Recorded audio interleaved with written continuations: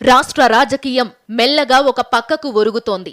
అదే CM YS Jaganmohan Reddy ఉన్న పక్కకు ఒరిగిపోతోంది.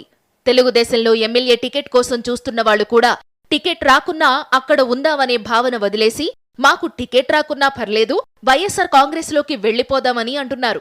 తెలుగుదేశం ఎలాగూ ఓడిపోయేదే, అలాంటప్పుడు అక్కడ ఉండి ఏం లాభం? అందుకే జగన్మోహన్ రెడ్డి వైపు వెళ్లిపోదామని ప్రత్యర్థులు సైతం భావించే పరిస్థితికి వచ్చింది. వరుసగా భీమిలి, దెందులూరు, రాప్తాడులో జరిగిన సిద్ధం సభలు, వాటికి వచ్చిన జనస్పందన మొత్తం రాష్ట్ర రాజకీయ పరిస్థితులను మార్చేశాయి. ప్రజా మద్దతు అంత గొప్పగా ఉన్న వైసీపీ వైపు వెళ్లడమే మేలనే భావనను సిద్ధం సభలు నాయకుల్లో కలిగించాయి. దీంతో పాటు పార్టీని వీడి వెళ్లిన వాళ్లు సైతం మళ్లీ సొంత గూటికి చేరుతున్నారు. వైసీపీని వీడిన మంగళగిరి ఆళ్ల రామకృష్ణారెడ్డి సైతం మళ్లీ పార్టీలో చేరారు. పార్టీ ఎవరికి టికెట్ ఇచ్చినా ఆయన గెలుపు కోసం పనిచేస్తాను అని ఆయన అంటున్నారు. ఆయనతో పాటు మరికొంతమంది పార్టీలోకి తిరిగి వచ్చే అవకాశాలు ఉన్నాయి. ఇది ప్రత్యర్థి తెలుగుదేశానికి చాలా ఇబ్బందికర పరిస్థితి.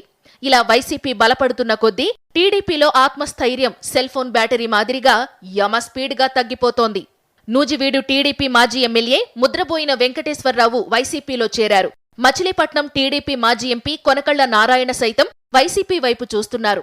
రాయచోటి మాజీ ఎమ్మెల్యే రెడ్డెప్పగారి రమేష్ రెడ్డి, పాణ్యం మాజీ ఎమ్మెల్యే గౌరు చరిత కుటుంబం, కమలాపురం నుంచి సాయినాథ్ శర్మ, మైదుకూరు నుంచి రెడ్యం వెంకట సుబ్బారెడ్డి తదితరులు ఫ్యాన్ కిందకు వచ్చేయాలని చూస్తున్నారు. ఇప్పటికే వీరంతా వైఎస్సార్ కాంగ్రెస్ ముఖ్యులతో మాట్లాడారు. నేడో రేపో చేరిపోవడమే తరువాయి. మరోవైపు వైఎస్సార్ కాంగ్రెస్ అధ్యక్షుడు సీఎం వైఎస్ జగన్ దూకుడును అడ్డుకునే పరిస్థితి సైతం తెలుగుదేశంలో కానరావడం లేదు.